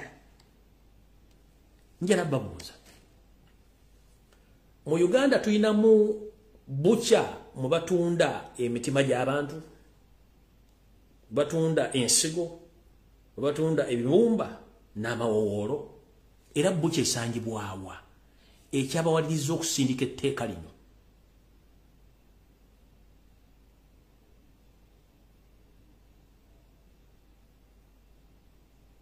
bamwe bapale mbabuuza mu Uganda tulinamu bukya nga yeetunda bintu byamunda eby'abantu ng'akatale ogendayo n'ogula ekyabawaliza okusindika etteeka lino donation oba body organ donation it's a willing nti omuntu akkiriza ne mwe mwakifudde nti etteeka kati kitegeeza mulinga abalina bukya nti muli basezi waliwo edduuka bukya oba waliwo mudaala gw'ebiwoolo ebibumba by'abantu nga mbitunda okinjera okubuuza etteeka kale mwaliyisizza Museveni tanalisayini njera kubuuza mwaliyisizza mu beesinga ku ki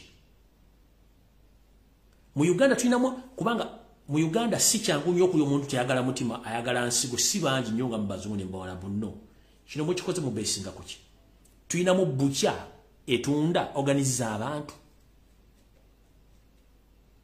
mumwe family muri basezi muri barugo nguza bameba pali mwayisize biro ne mwajisiza mirundi makaji mawode mu Uganda nga alaking ensigo b'ekibumbo b'omutima nga muya biri mu ddwaliro bana Uganda batera kulakinga musayi na bintu bya cancer so si bintu nga bino kwate tuli mu style nebine bintu bade ba investing already nga tebiri mateeka bade bingi nnyo kati mwayisize etteeka mwakirigulayizinze tibagenda kusala abantu bate omalewo kanjira babuuza tulina amaduuka batunda bode organiza abantu nga abantu bagenda gende bazigule nga bucha cyandi bade kisigala wakati wa willing donor na willing receiver so siteka wano mateka gatasana kuandika nga bantu bali willing nzani manyenda kufa mutima we muna muguweyo mugutwale bwenfa muguweyo willing sikulifura teka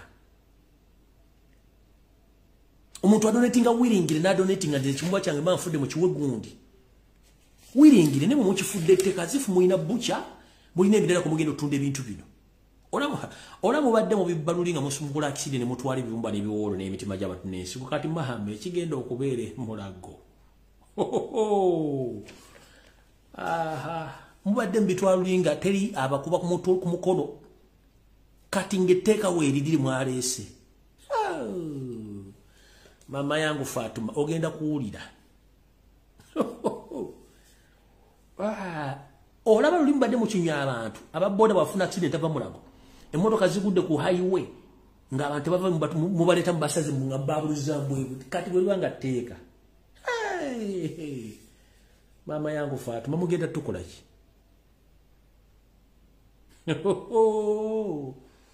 bana Uganda mwe olaba lulite libadde teeka ne kati nga teeka bali bagenda design nga mugenda kola muti agenda basala bagenda basala ensi zitusinga ziri zakulakulana kiri free omuntu ateka application ye nebayo omuntu nga ye mulwadde ana telefona kati anze ndi willing bwe mfo kintu kyemu kiwoyo ero linalinda ku bed nalida ku kitanda ebbango oli wana afira mu ekintu kikyandi badde ngeteka weriri muntu willing donor ne willing applicant nga bakiriziganyiza so sidifula teeka kujonga muina bucha olaba lulimbade mutulyanga tewali teeka babasezi mmwe barefija bali mu kampu Entebbe ne muli mu kampu NAKACWA mubadde mutulyanga tewali kali mugera tulira mu mateeka mama mubadde abasezi mbade mutulyanga abasaza bali mu barefija bali mu kampu Entebbe mujimita State House ne barefija bali NAKACWA mujimita State House mubadde mutulyanga tuwali mateeka kali mugera tulira mu mateeka baba mugenda tulya nesimenti mwino obudde bugenda otulyo tumalawo kubanga obudde temuyina mama nveewaawo nga nfundikira ne point ebbiri point esembayo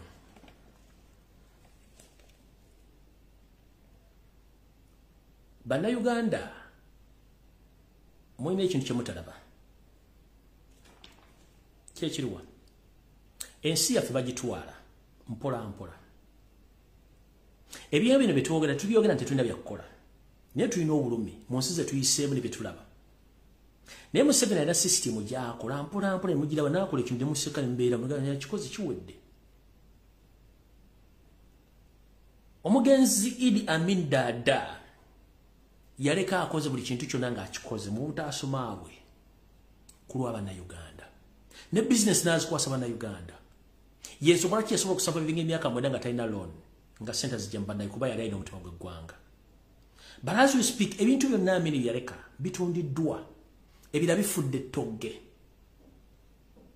wetwogerera essaawa zino TV enkulu y'eggwanga ne radio yetuyita BBC eri mabanja ga buwumbi buna era ng'essaana bayinza ogijja ku mpewo naye yo seeri tibahabulwa olw'okuba nti akola kye tuyita media coverage mu covering egenda okukola ddate wakawe tebasobola kusasula bilioni 4 wabula basazeewo okukwata ssente baziwe omusajja omunyalwada Kim Kalisa okuzimba ekizimbe gali mwoleka mwatadde TV ya Natasha Broadcasting Service nenga TV eggwanga magulu meru gye baleka amenji yateekamu amaanyi bagisuddewo bataddewo TV gali kwoleka etaina wadde abantu abasobola ogira online bawere 12,000 padde naleka UBC ne radio yako kubanga nettaka balitunda ko olwe balitunda ligwawo twagala kubuuza mwensi mujira wa mutia chimbabuuza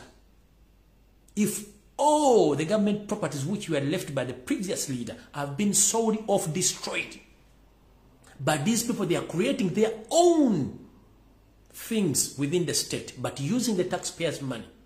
If I may ask, how much money does NBS make per month or per year? Because they didn't have advertising on TV. They even fail to pay their employees.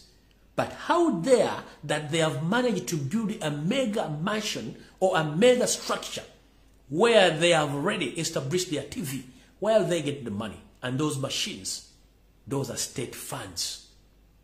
Because they are creating their own media, but leaving our own local best medias to be destroyed. But for us, we keep on laughing. Have seen a lot of dignitaries have been invited to launch NBS. They went there happily, but without asking question, why is it that UBC is going down, but private media is owned by Museveni, they're rising? That is in media. Let us go back in history of transport. Uganda had a well-organized transport system managed by the government. UTC. Where is UTC? They end up bringing their own buses. And right now they're trying to wipe out this Matatu taxi and Boda Boda from Kampala. They bring their own small buses to manage the transport. Uganda. TVA yenkulu UBC bajire sefe. Nebatsikeke ensimbi empya n'enkadde okugulawo NBS ne bagizimbira ekizimbe ekinene kigali koleka kya buwumbi. Kyokka TV y'eggwanga abakulembeze gye balekawo gye bali bayagaliramu bagire seefu ama baje bagenda nagiggalawo. Bo bazimba byabwe ebigendo bako lya mawulire ge baagala. Kyekibuzo kyenkubuuza. Uganda bagituwana nenga mutundula. Bayisa abasajja n'abakazi abakulu mu Uganda bagenzi n'engalabi. Nengombuze kimuntu atajja kikola ngenza kugulawo TV. The indigenous local people, they have been kicked out of business. WBS. Where is WBS? For Avamono. It was closed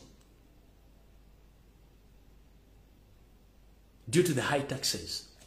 Kubanga balina competition nga bagala take out establishing a TV zaabwe. WBS je mwabe WBS Avamono bagiggalawo ne bimali babitunda ekizimbe ne bakitwala. Bonga bateka wezaabwe. Entambula Uganda yine entambula government gedukanye entambula mu Uganda omwali UTC basi zonna zaavo kati bali bateka omukwana akedi mubatamanyi mukwana akedi gye mulaba yali center hub eya bus gye tuli wano bagita otoga yali hub ya bus zonna ezitambula eggwanga lyonna eyo gye mulaba mukwana akedi akunda kivaawo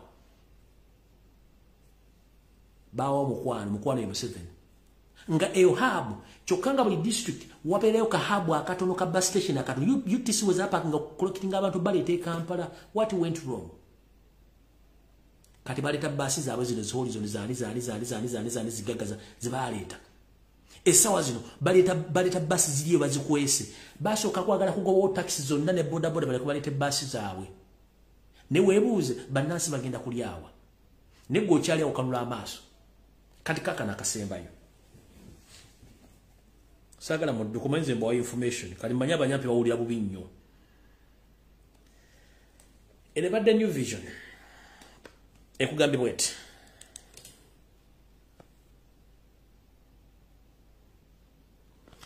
new vision ekugambye amasomero 1,200 amasomero omutwalo 1,200 egambye bweti 12,000 schools on sale over loans. Amasomero omutwalo 1,200 gali mu kutundibwa ng'ekizibu kivudde ku nsimbi zibeewula obutasobola zizza mu mabanka. Amasomero gano be baana bamwe gye basomera. Abaana bano be badde basasula emitwalo 3, emitwalo 2, emitwalo 5 ekinene nnyo ng'embeera ekaaye. Baani abagenda okugula amasomero gano akakodyo kaakala. Museveni ng'ayita mu mukazi we Janet, ng'ayita mu Ameria Kyambadde n'abasajja abalala batambula bagula amasomero gano.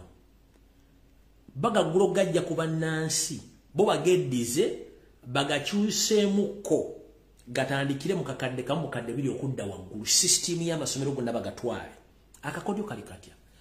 Gw'omuzadde tojja kusobola kukwata miliyoni emu n'ekitundu kusasulira mwana wo school fees. Omwana agenda sigala wayite emyaka 2-5 ng'omwana wa asigadde aba bali bagenze. Onoosobola okuweerera omwana miliyoni emu n'ekitundu 2 ng'olina abaana 5 ogenda zijjawa. Bintu bye tubagane mugana okutegeera ebintu bino. Amasomero mutwalo gumu 1200 gali mu kutundibwa lwa looni ze beesaba ziganya okuggwayo. Naye nga kyaleeta looni zino. Kyaleeta nti abantu baasaba looni okuddukanya bizinensi zino. Museveni bali bagamba strategy sibire bamugamba teekawo covid sibense emyaka egi n'agisiba. Naye mu bintu bina byajja okwadressinga eggwanga tiadressinga mu kustopinga looni z'abantu.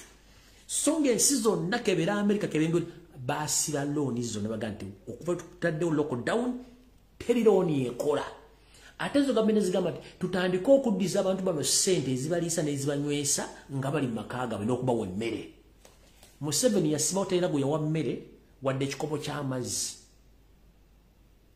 Y'ensonga lwaki amasomero gano omutwalo gumu 1200 gagenda kutundibwa lwa looni zino. Not because bano abasajja baali tebasobola kusasula ssente. But bano ba strategists bebage basasula miliyoni 3 abapulaninga stunts abapulaninga bire bintu biteka mu ggwanga biba mugamba togeza no stopping alone. Bino tebagala biwulira. Bino Museveni tayagala biwulira n'abanyampi. Kubanga that's the order of the day okwavuwaza mu bakitamu balimo kusoma wadde okufuna ensimbi. Tebagala biwulira. And this is the reality. This is the reality. Tubagaba kyo education system baganye. Kambala kana kafana katambude ku social media njera kabalaga ko bulazi. Abazungu bana babali abachina babaza aba Asians babali mu kola ebintu biri development babasomesa mayanzi. Kakafana keyogere. Nabagaba nabane bakola calculator bakola ICZ simbi bakola buli kimu. Bali mu kusoma bintu bya computer masanyaze kola laptop kola masimu abamu basoma mayanzi parts of babasoma mayanzi. Olia bano bali mu kukola wali wagula bali Muliro bana abachana bana ba Asians bayindi bali mu kusoma kukola calculator masimu masaawa iPads abamu basoma bitundu bya mayanzi basoma mayanzi basoma abdomeni basoma abdomeni sima basoma abusime biki basoma nenga tubaga bakyo education system baganye kati mu education system bakusabira miliyoni 2 n'ekitundu omwana asome nayimba okuva ku macha sawa 3 namala sawa 11 ng'ayimbidde miliyoni 2 n'ekitundu nenga omubuza kyagenda okukola in the next 5 years takimanyi olina asoma dibu n'atuuka makerenge tasobola kukola ekikwanso ye system gy'osasulira ssente oli mu kiyumba osasula ssente miliyoni 3 buli mwezi after 3 months osasula mwana kusoma abdomen kusoma zinja salompas the strongest man in Singapore with growing in Canada nosoma Canadian perilizi nosoma South African history nenga tosobola kusoma kintu kiganti bakola bati ekibiriti bakola bati ekikwanso baloko bati omukeeka tosobola kikola practically you are dense tona chomanyi bana babaga hivi uyo musoma mayanzi musoma mvunyu musoma muddo musoma history wa America na bazungu na Canada ngade history akwata ku Buganda tomanyi history akwata ku Uganda tomanyi nego sasulira sente omwana akutulire waka amazi senior 6 amazi degree tonajo omutwala kubanga omuntu mukawu tanakyasobola kwekolera apo 14 ya fulumie abakola essaawa ezo baana bano ba P7 ba senior 1 abakola IC za senior 2 bakola IC za Apple negogula Apple 14 million 8 mu ndano zunga nengale kuba omwana tanakyasobola nayo omuntu mukulu nakyasobola kukola musoma bitundu bya miti esawa zino limukoza masuwani gaba wala bunenga wasulango nyise bigere mu mugundi mu bafu Mbusime cha tugenda kukola moko, sime tugenda kukola yunebu. Nemwe basajja mwe. Nemu tusomesa kasasiro singa bine bitwa bitegera at the first time bano batuli wala nnyo. That's why mwajja technical schools across the country. Mwembwa mwe banyarwanda mwajja technical schools kuba you knew that whenever people get skills tojja kusobola bafuga. They will be independent. Mubasajja mwe bakoli miramu mubasajja Minister of Education ekigambo kya Museveni bakoli miramu. You knew that exactly if we learn practicals tugenda kubula bazibu akumanaging. Kati ono mwana omusinga ki? Nasobola okukola Apple Watch. Omusinga ki? Omusinga ki? Eno gitukola batusomeseza amayanzi. Mu byankola mulimu strongest money from Singapore. Mulimu wheat growing from Canada.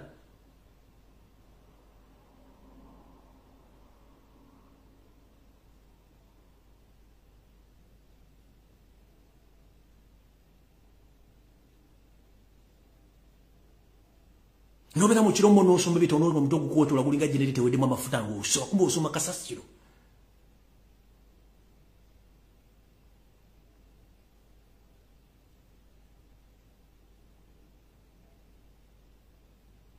Sente z'olira omwana okuva mu nasale mpaka ku university ng'wazikuŋŋaanyiza n'omuwa capital yabeera omugagga. Kuba kubuza Bill Gates alina degree. Jeff Bezos alina degree. Wategesa alina degree.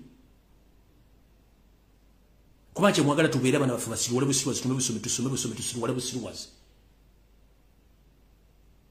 Makazumba gakuno okubwenyibwa kitakuno alina degree. Wala sanze komujja n'ombuuza ati alina degree mu bintu byakola mukyalina yina.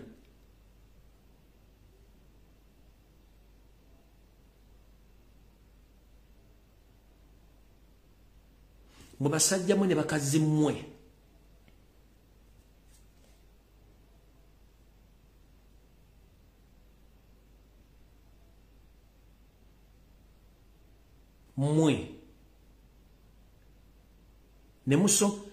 nemutumalira obudde mwatteka amasomero kula tulinga muwemba ngeti mutubulya kitufu kimbintu bino bye mpulira waliwo ebintu byempulira nga mpulira obusungu nemulyasereza abazadde baffe ekitufu temukitubuulira mu abaana abamu batwala kusomera amasomero g'ebulava balina kye basobola okukola.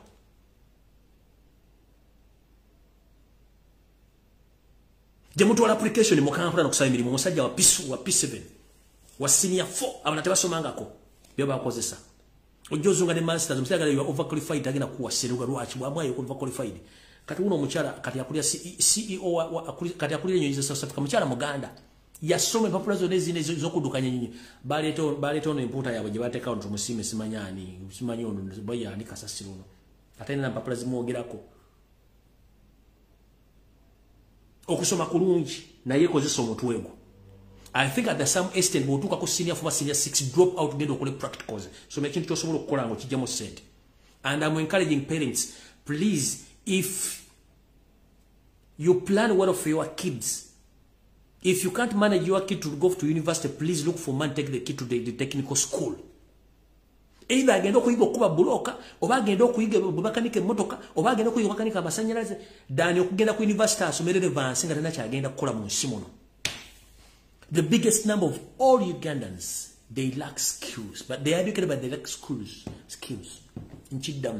The biggest number of Ugandans, they are educated, but they lack skills.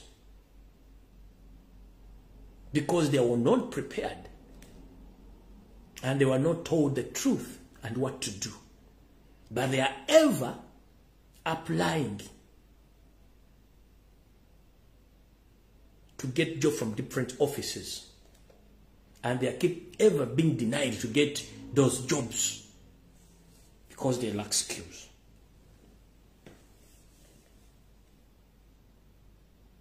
Musomesa abaana bamwe niyo mwana batuuka mu senior 4 ng'olaba alina kyasobola okukola mwanguyire musome mwana ngono mukujjukujju mu kintu kino mujje mutwala agende mu technique agenda asome ekintu kyasobola okukola emyaka egyo ajja kuba kafulu ne bino agenze simanyi nasoma swaswa tale wagenda kujja mulimu kuba swaswa simanyi nasoma ki n'omwana engineer atasobola dde okukola ekikwanso wadde okukola ejirita ninga bano abaana bakola ayisi za simu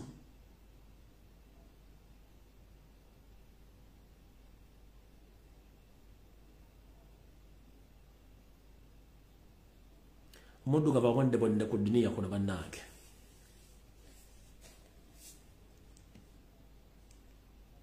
Bana ngenze. Musule bulungi. Munansonyiwa mukaba bakume. Mwiraba. Bobo osobola okulima gendo lime specializing mu kulima. Bobo osobola okuba broker specializing mu kuba broker. Oba kusima message kusimemu. Mwejemu akakajanja akasumagize yalira nga wanatuka muri agenda kukola ki.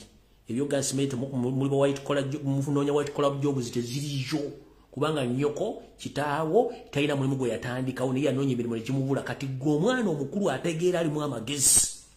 Don't base your education knowledge based on your skills and your strength. Don't you ever go apply somewhere for a job when you don't have skills.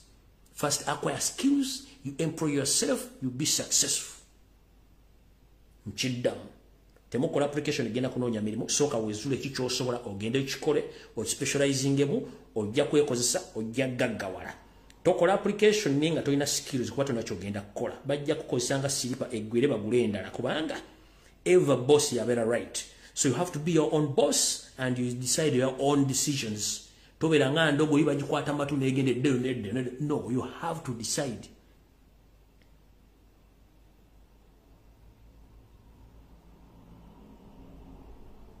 Na omwana ali mu kiyumba nga mfundikira kola sente zo zitereke gendo zikole mu ekyo mugaso kyosobola okwetandikira business. Toza kudda mukola visa kudda mu akadama. Do you copy that?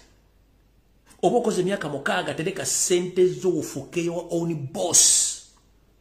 Nebo olozo kola visa endala okome mu bulwa akadama nga zilizi kufuddeko. Yabakutiranga yetu webuza nti Katonda gyali. Mukoma mugamba Allah kwa kubalo bajja batta kubanga muganya okufuna okutegeera. Ino kufuna wisdom okutegeera mu kitegedde bulungi. Mukaba nkomera batakomera mpera. Mwera.